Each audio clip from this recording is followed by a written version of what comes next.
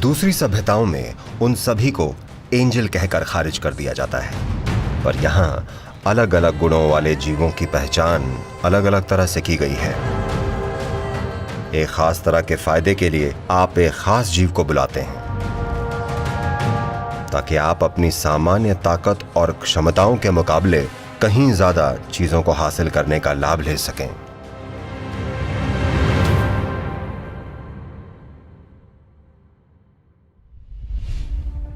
इस परंपरा में हमारे पास कई तरह के जीव हैं। उन सबको उनके गुणों के आधार पर एक पहचान दी गई है। यहाँ इंसान हैं और फिर पशु प्रजाति और वो सब चीजें हैं जो आप अपने आसपास देख सकते हैं। फिर वो जीव हैं जिन्हें आप देख नहीं सकते, वो जीव जिन्हें हम भूत प्रेत की श्रेणी में रखते हैं। अन्य जीव हैं जिन्हें हम यक्ष कहते हैं, और हैं जिन्हें हम गंधर्व कहते हैं, और देव हैं।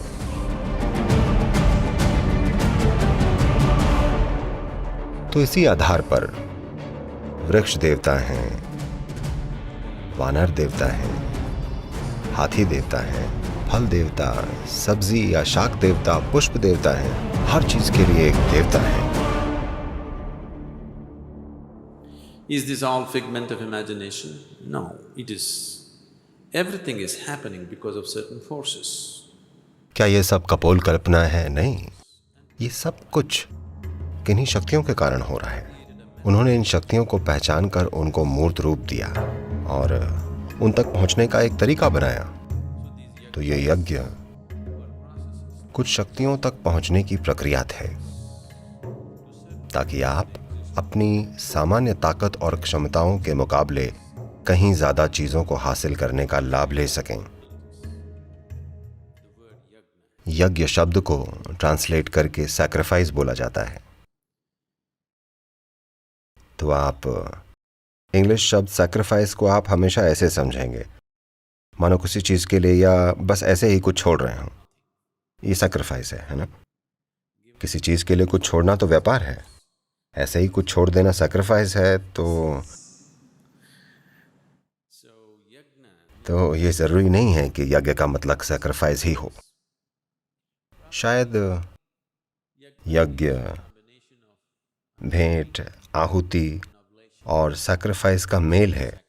इन सभी तीन चीजों का मिश्रण है। एक अनुष्ठान जिससे आप ब्रह्मांड में कुछ शक्तियों को प्रसन्न कर सकते हैं। दूसरी सभ्यताओं में आमतौर पर उन्हें ठीक से पहचान कर श्रेणियों में नहीं बांटा गया है।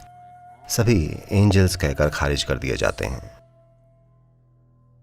पर यहाँ अलग अलग गुणों के जीवों की पहचान अलग अलग तरह से की गई है और उस अनुसार किसी खास तरह के फायदे के लिए आप एक खास जीव को बुलाते हैं। इसके पीछे एक पूरी प्रक्रिया और विज्ञान है। आज भी लोग इन यागों और यज्ञों का इस्तेमाल कर रहे हैं। आमतौर पर कई सारे लोगों के लिए शायद ये कारगर नहीं होगा क्योंकि ये ठीक से नहीं किया जा रहा है जैसे ये होना चाहिए। फिर भी बहुतों के लिए ये काम करता है। ऐसे बहुत सारे लोग हैं जिन्हें इन चीजों से बड़ा फायदा मिला है। लोग एक खास तरह से यागों और यज्ञों का इस्तेमाल करके भौतिक संसार में जो करना चाहते हैं उसे प्राप्त कर लेते हैं।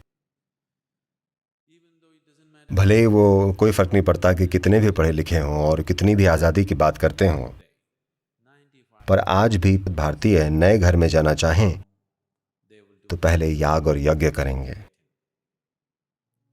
बस यहाँ ईशा में हम ऐसा कुछ नहीं करते क्योंकि हम एक अलग प्रजाति हैं।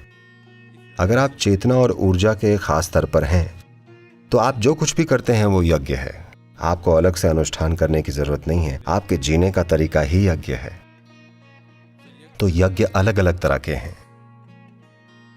यज्ञ का मतलब है एक ऐसे आयाम तक पहुंचने का तरीका जो अभी आपकी पहुंच में नहीं है। एक है अनुष्ठान यज्ञ कि आप कुछ करते हैं, उस क्षेत्र का कोई एक्सपर्ट आकर आपके लिए कुछ करता है, फायदा मिलता है, या आपने अपनी जीवन प्रक्रिया को ही यज्ञ बना लिया है।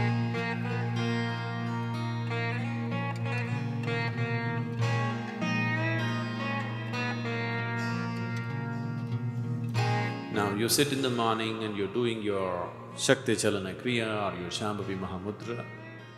This is an internal yajna. तो आप सुबह बैठकर शक्ति चलन क्रिया या शांभवी महामुद्रा करते हैं। ये आंतरिक यज्ञ है। समर्पण के उस भाव के बिना आप उस अभ्यास के सार को कभी नहीं जान पाएंगे। अगर आप इसे एक प्रक्रिया बनाते हैं तो ये बहुत शक्तिशाली यज्ञ है, जिससे दुनिया में चीजें होती हैं, बस आपके लिए ही नहीं, आपके आसपास भी बहुत सुंदर चीजें होंगी। हम लगातार कहते रहे हैं, अगर 1% दुनिया भी ध्यानी बन जाए, साधक बन जाए, तो बाकी 99% बहुत आसानी से निकल जाएंगे।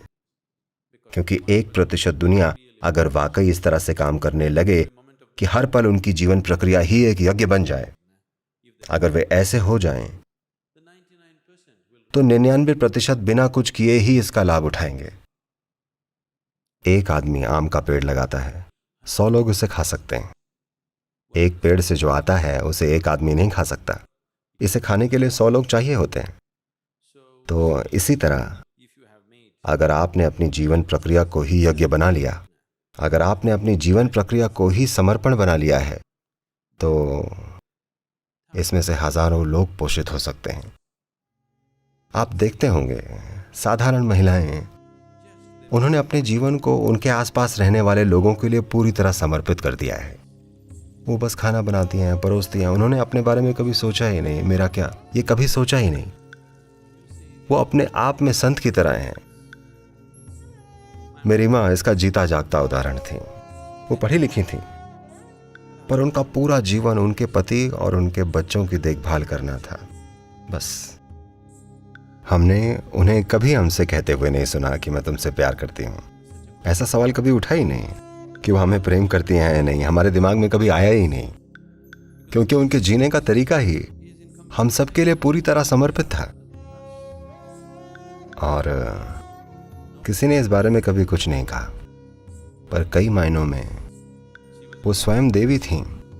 सभी उनके साथ ऐसा व्यवहार भी करते थे।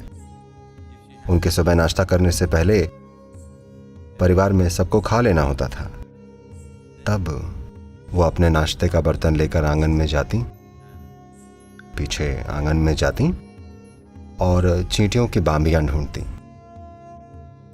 मतलब चींटियों का घर, सारी चींटियों को खिलाती और तभी खुद खाती। आज की मानसिकता के लोग शायद सोचेंगे,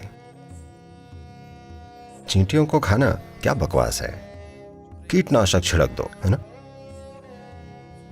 अगर चींटियों ने घर में आकर उनके बच्चों को काटा तो उन्होंने भी वही किया, पर कहीं ना कहीं उन्हें इस चीज का आभास था कि चींटियों को धरती पर रहने का उतना ही हक है जितना उन्हें खुद, और बस वो छोटा सा समर्पण, सब कुछ एक सैक्रिफाइस है, सब कुछ एक यज्ञ है।